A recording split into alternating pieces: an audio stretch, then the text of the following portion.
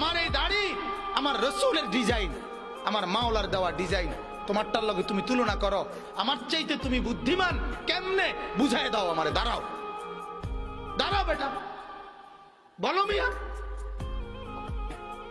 কোরআনুল কারীমে আছে আল্লাহ তাআলা বলেন, ওয়ালাকাদ খালাকনাকুম সুম্মা সাওয়ারনাকুম, বান্দা আমি তোমাকে বানিয়েছি, আমি তোমাকে সাজিয়েছি। বানাইছে কে? সাজাইছে কে? হ্যাঁ, এটা কোরআন। আল্লাহ বলে আমি বানিয়েছি, আমি সাজিয়েছি। আমার সাজের চাইতে উত্তম সাজ হইতে সিবগাতাল্লাহ, ওয়ামান আহসানু মিনাল্লাহি সিবগা।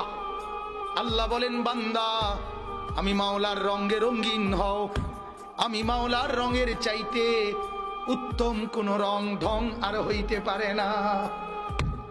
যদি বলেন মাওলা কোনটা আপনার রং, কোনটা আপনার ঢং, আল্লাহ বলবেন লাকাদ কানা লাকুম ফি রাসূলিল্লাহি উসওয়াতুন হাসানা।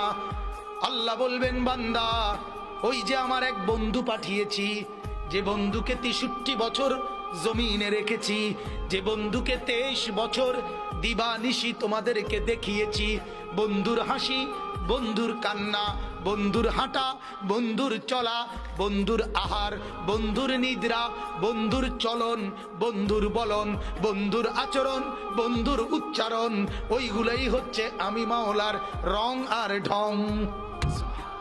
সে বন্ধুকে মুহাম্মাদুর রাসূলুল্লাহ সাল্লাল্লাহু আলাইহি ওয়াসাল্লাম।